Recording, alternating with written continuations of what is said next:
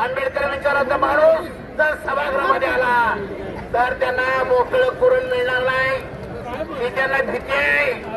हे जबाब जाब विचारणारे माणसं आहेत, प्रश्न विचारणारी माणसं आहेत. म्हणून आदिवासीच्या जागेवर, एससीच्या जागेवर, ओबीसीच्या जागेवर ते बोलणारच नाहीत. ते त्या जातीचेच आहेत जे आपल्या हाताखाली कायम काम करतात.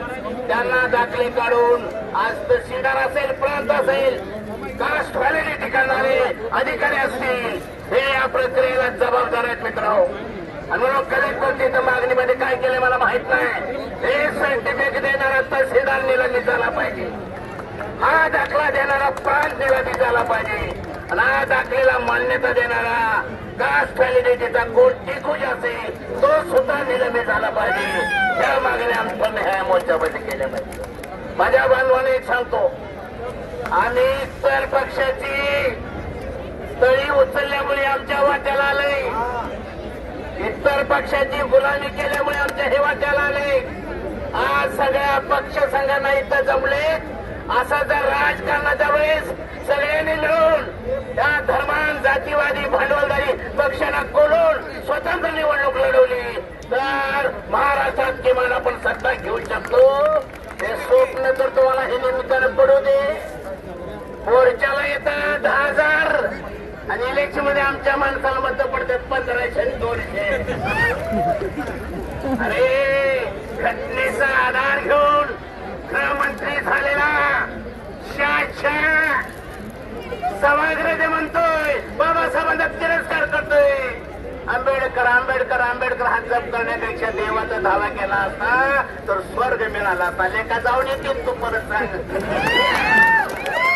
घटनेच्या आधारे गृहमंत्री झालेला शाह सभागृहामध्ये बाबासाहेबांचा तिरस्कार करतो. तो पक्ष तुमचा आहे का? तो पक्ष तुमचा होऊ शकतोय का? कशाला कमळाच्या नादाला लागलायचा? कशाला कमळाच्या नादाला लागलायचा? तो फडणवीस आहे का तुमचा? 124 आमदार मराठ्याचे कारभार करते फडणवीस आणि आमच्या आता पिकेचं कटोर दिले ते की यार किती दिवस मागणार? हे भीक मागायचं बंद करा. कानशिराम टाक महाराष्ट्रामध्ये काम झालं पाहिजे. त्या सगळ्या जाती जमातींना बरोबर घेऊन येणारी झडपी असेल, पंतप्रधान विधानसभा लोकसभा असेल, लढवूया की. अरे घटना मोडायची भाषा कोण करतोय? बीजेपी करते का नाही? अरे सोशलिस्ट करते का नाही? बीजेपीची फिरावणी करते का नाही? त्याचं तिकीट घ्यायला का मारा लागलायचा? त्याच्या पाठीमागे का लागलायचा? जो पक्ष घटनाविरोधी भाषा करतोय, घटना बदलण्यासाठीच आम्ही घटनेत आलोय, सत्तेत आलो, निवडून आला. तो घडे हेगडे म्हटलं ना, हेगडे तो कुणाचा आहे? बीजेपीचाच आहे का नाही? तरी बीजेपीचे तिकीट, तरी बीजेपीचे तिकीट घेऊन आम्ही त्यांच्या पाठीमागे जाऊन गुलामी पत्कर लागलोय. म्हणून आपल्याला हे वाट्याला आलंय, हे लक्षात घ्या मित्रांनो. हे काँग्रेस, राष्ट्रवादी, शिवसेना, बीजेपी आपले पक्ष आहेत का? कधी तर आरपीआय म्हणून स्वतंत्र लढा, कधी तर वंचित बहुजन आघाडीच्या नादाला लागा, कधी टीपे म्हणा. इलेक्शनच्या काळात आमचं नाव नाही आहे का? मी मुद्दाम बोलतो. हे आंबेडकरवादी असाल तर ती शपथ घ्या, त्या जातीवादांना मी मदत करणार नाही. त्या शपथ असेल तर मग ह्या मैदानाच्या नाही तर कशाला मोर्चाला लाखानं आणि इलेक्शन आमचा माणूस राहिला तर मत 1000 रुपयाची. त्यांनी ओळखलं यांच्या पाठीमागं कोण नाही, त्यांनी ओळखलं यांच्या पाठीमागं कोण नाही. ती उचलून बघतायत आणि म्हणून एवढा मोबदार राजकीय दृष्ट्या जर स्वतंत्र लढवू लागला तर फरक पडेल का नाही? अरे त्या सोलापूरला स्वामी झाला एससी, 5 वर्ष पूर्ण केले तर आता निकाल दिलाय कास्ट व्हॅलिडिटीनं. तो एससी नाही पण 5 वर्ष खाल्लं का नाही त्यानं? अरे जानेवारी मध्ये 393 कोटी समाज कल्याणचे पैसे त्या आमच्या आजीदादा गेला बिचारा. त्यानं लाडक्या बहिणीला वर्ग केलाय. निकाल पुण्यामध्ये स्वारगेटच्या समाज कल्याण वसतिगृहामध्ये होतो. कोरोना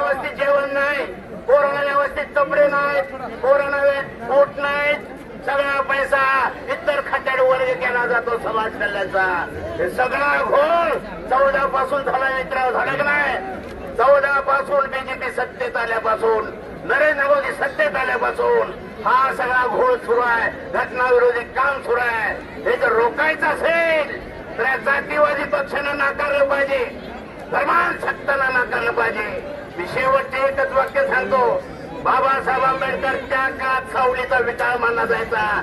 त्या काळात शत्रू कोण, मित्र कोण असे सीमारेषा बांधून युद्ध सुरू केलं. बाबासाहेबांनी ते जिंकले का नाही? आता शत्रू पण कळाला आणि मित्र पण कळाला आपल्याला, आणि म्हणून आपला हा घोळ झालाय. त्या सगळ्या बाबीवर महाराष्ट्रामध्ये शाहू फुले आंबेडकर काम करणारी इथं जन्म झालेली माणसं आहेत, आणि इथं आमच्या हातात विकीचा कटोरा आलाय. जावा उत्तर प्रदेशाला. रावण लढतोय का नाही? रावण लढतोय का नाही? आणि काय झालं इथं महाराष्ट्राला? रावणासारखं बोलतात, पण इलेक्शनच्या काळात रावण नसल्यानी. आणि म्हणून मित्रांनो, मी हाच विनंती करतो, हे आता थोडक्यात आहे तर मोर्चा काढला, बरं झालं. मी सगळ्यांना धन्यवाद देतो.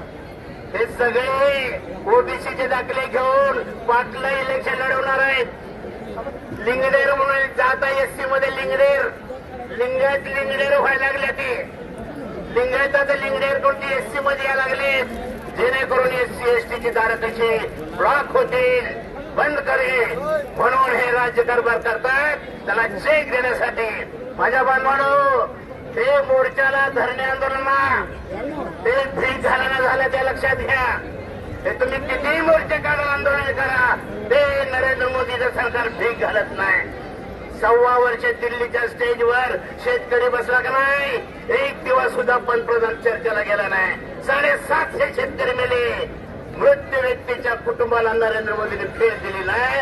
असं वान मुरदाळ सरकार, घटना विरोधी सरकार त्या राज्यात देशात आल्यामुळे हे दिवस आपल्या वाट्याला आलेले आहे. ते दिवस नाकारायचे असतील, आपल्यासारखं जर सगळं करून घ्यायचं असेल तर आपलं सुद्धा सरकार असावं, हा विचार आपण डोक्यात घेऊन जावा. एवढीच एक हातून विनंती करतो आणि माझं लंबले वाचन पुढे करतो. जय देव, जय बुद्ध, जय भारत. त्यानंतर शाहीर अमोल कापरे आपली शायरी फक्त म्हणणार आहे.